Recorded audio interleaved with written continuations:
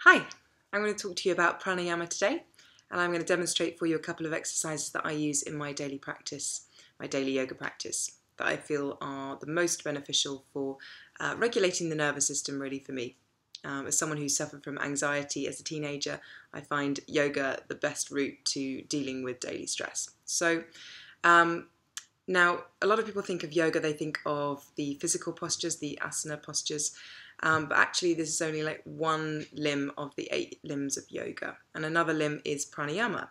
So pranayama is the regulation or control of the breath through various exercises and techniques, and it's arguably more important than an asana practice. So this is one of the main reasons I went to India to further my training, because in the traditional yogic culture, pranayama and meditation are believed to be more important than the physical postures that often get overemphasized here in the West.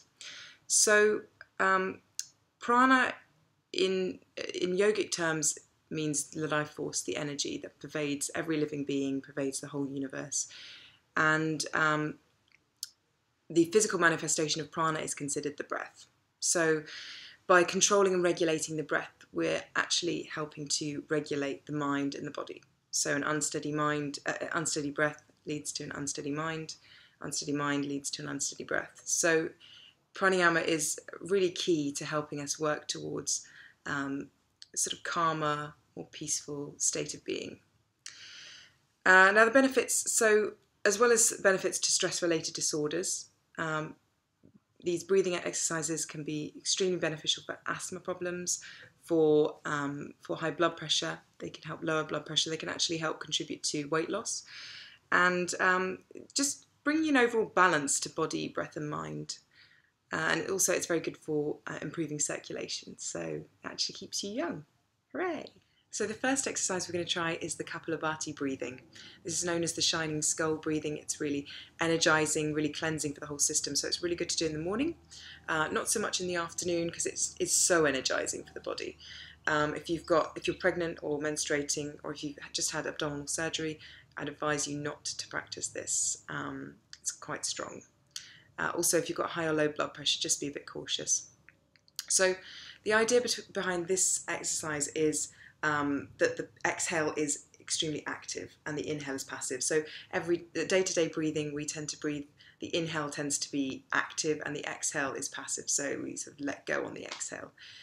Whereas this, we're reversing that. Which is why it's so energizing. So it brings the energy right up to the skull. So which is why it's called shining skull breath. So what we do is we breathe in through the nose and exhale forcefully, drawing the tummy back to the spine. So drawing those abdominal muscles straight back to the spine, really forcefully driving the air out of the nostrils.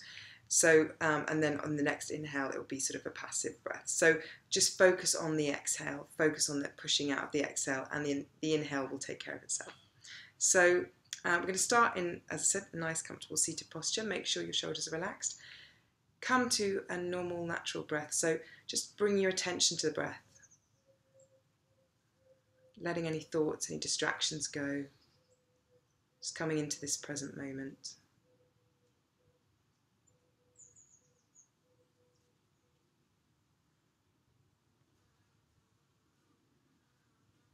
And focus on breathing nice and deep and low into the body. So using the belly, using the diaphragm for the breath.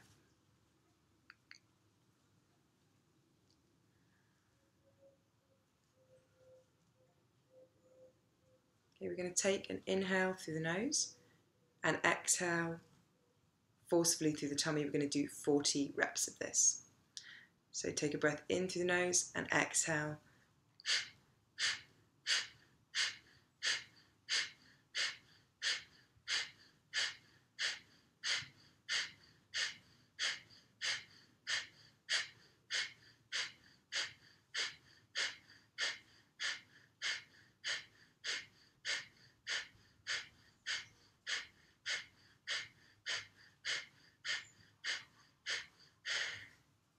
Letting that breath go. Coming back to the normal, natural breath now.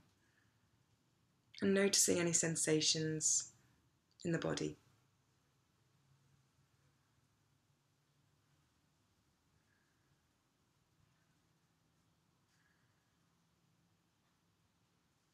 And gently opening the eyes. So that was one round. You might be feeling a little bit lightheaded, and that's okay. You want to kind of maybe do 3 rounds of Kapalabhati. So coming back to the normal natural breath, or coming to the Ujjayi breath in between rounds of Kapalabhati. So I'm going to show you that next, the Ujjayi breath. Maybe doing, like I said, 3 rounds, whatever you feel like, even just 10 minutes in the morning. And it really helps to wake you up and make you ready for the day. So I'm going to show you the Ujjayi breath now. This is a lot more, I think, more simple. You can do this any time of the day, even like on the train home from work maybe. It's really good for relaxing the whole nervous system, so engaging that parasympathetic nervous system. And it's all in the throat really. So if you breathe in through the nose and out through the mouth with a sigh, so like, just notice what's happening to the throat. So you might notice a slight constriction there. And hold on to that constriction and close the mouth and just breathe in through the nose, out through the nose, in through the nose, out through the nose, with that slight constriction there.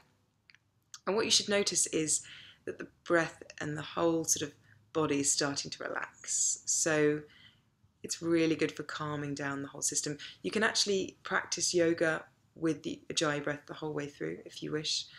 Some people do that, so depending on your practice. And like I said, even if you don't practice yoga, this is a great one to do just for calming yourself down if ever you're feeling stressed. So we're going to practice that. And also it's known as the ocean breathing because there's that slight sound while you're doing it. It sounds sort of like the ocean waves. So yeah, it's nice and relaxing in itself. So yeah, let's have a go at this. So coming to your comfortable seated posture if you're not already there. Closing the eyes. And just feeling that slight contraction, that tightening in the throat. Breathing in through the nose and out through the nose.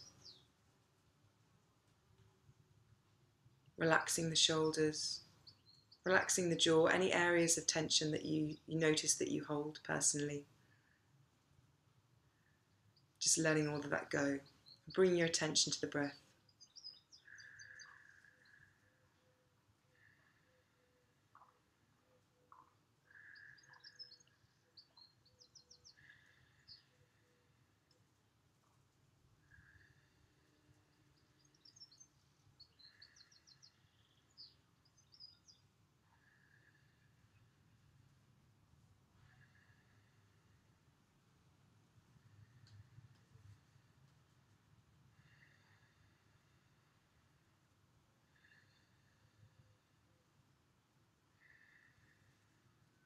Just making sure that you're drawing up through the crown of the head, that the spine is nice and tall.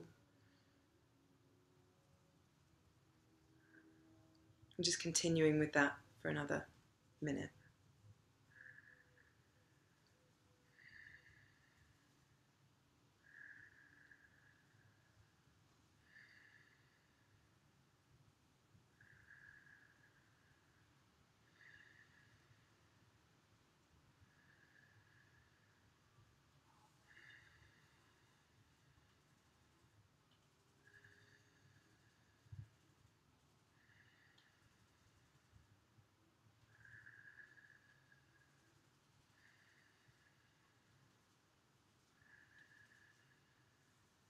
And now letting the Ujjayi breath go, coming back to the normal natural breath.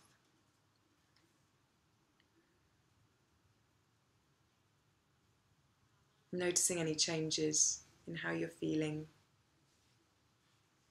in the whole body. And gently opening your eyes. Okay, so you can alternate that with the Kapalabhati breathing. You do 3 rounds of Kapalabhati and then put the Ujjayi breath in between each round. And it's really good for regulating the whole nervous system. So yeah, any questions, let me know. But it's been a pleasure. Thank you.